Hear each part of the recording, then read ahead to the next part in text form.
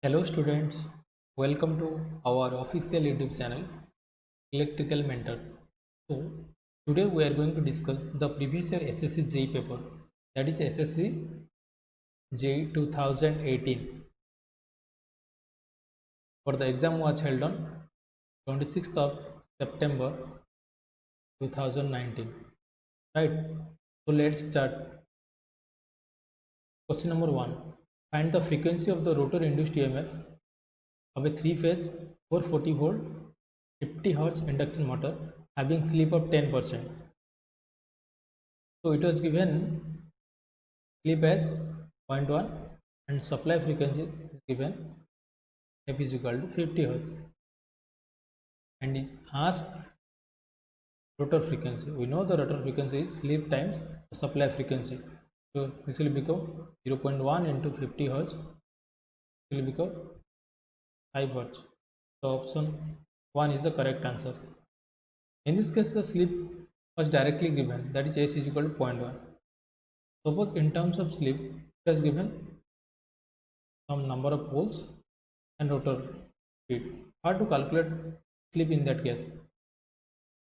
So to calculate slip, we know the formula Ns minus Nr divided by Ns.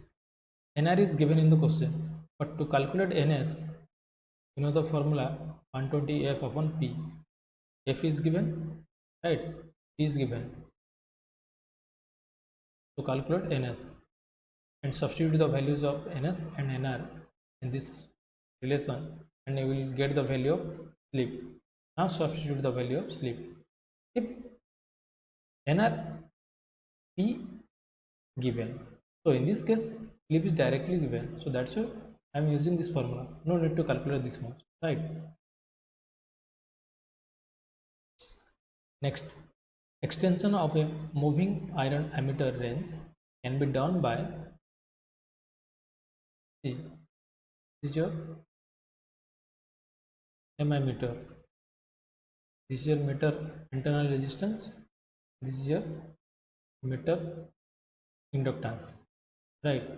To extend the range of ammeter, we must connect some element in the shunt, yes or no? If we'll connect in series, then there is no change in the current, right? So we must connect in shunt, but we connect a resistance along with inductance. Why inductance is connected? Resistance is connected to extend, right? The meter range, ammeter range. But the inductance is connected to nullify the frequency error, right? This is, sorry, your meter inductance, and the condition must be satisfied by the relation time constant of the shunt branch is equal to time constant of the meter. Next, if an AC circuit is supplied with an active power of 500 watt and reactive power of 500 watt, then the load power factor of the circuit, it was given real power as 500 watt and reactive power as 500 watt.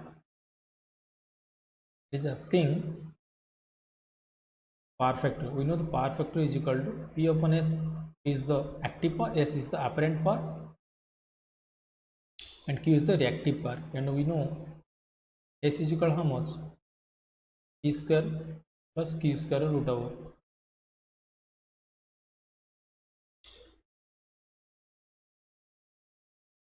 P given 500 watt. Just substitute that value, and Q given 500 watt. So it will become 500 divided by 500 into root 2. So this will become 1 by root 2. So option 4 is the correct answer. This is wrong. The answer given by SSC was wrong, right?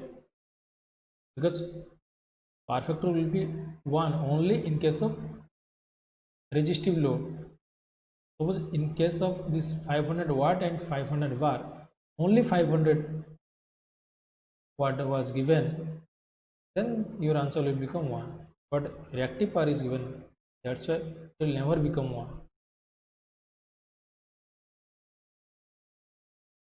The average value of a sinusoidal waves. See, this is suppose sinusoidal wave. We know the average value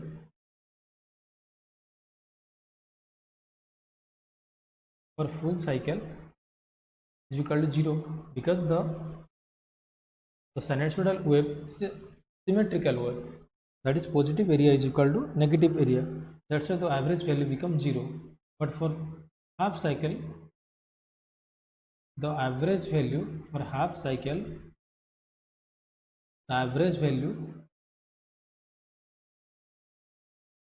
can be given by 2 Vm upon pi, and 2 by pi gives a value 0.637, and this Vm. So your average value will become 0.637 times the maximum value. So option 4 is the correct answer. Identify the important feature of a DC series motor. We know the characteristics of DC series motor like this. This is the torque speed characteristics. We know the starting torque of DC series motor is very high. So option 2 is the correct answer. In an AC circuit, the load connected is 10 plus J10. Load was given as J plus, so 10 plus J10, means this here plus means this is purely inductive load, not purely inductive load, right? This is your inductive load. Now we know in inductive load the current lag by an angle phi. So this is your voltage. The current lags voltage by an angle phi, right? We know phi is equal to how much? Tan inverse x upon r. This is in the format r is equal to r plus jxl. So tan inverse x tan r tan will become tan inverse 1. We know tan inverse 1 is equal to 45 degree. So this angle become 45 degree.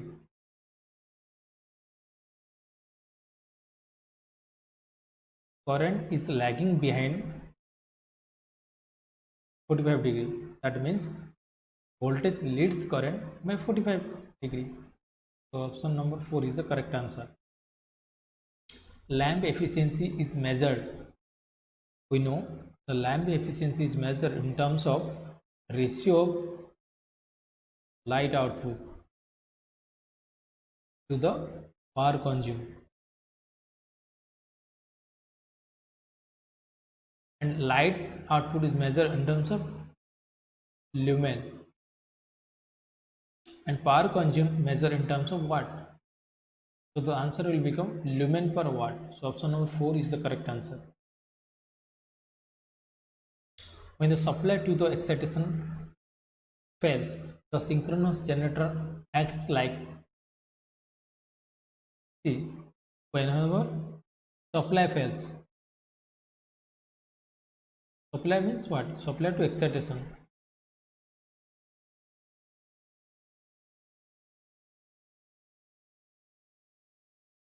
Only supply to excitation failed. The synchronous generator will behave like an induction generator. Suppose supply to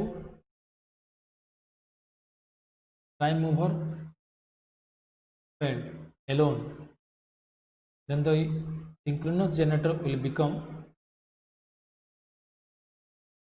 synchronous motor, right? So in this question only what? Excitation field was given. So option number 4 is the correct answer. Next, if n phi is equal to linkage flux, then the linkage flux per unit current is defined as, linkage flux per unit current we know this is equal to inductance. So option number 2 is the correct answer. Next, H is the expression for magnetic field due to an infinite linear current carrying conductor. We know the magnetic field intensity due to current carrying conductor. So this is a current carrying conductor, right? So this is a current carrying conductor I. The magnetic field intensity at a distance r is given by H is equal to I by 2 pi r, right? So option number 4 is the correct answer. So in this video we have discussed only 10 questions, right? So we will discuss remaining question on the next video.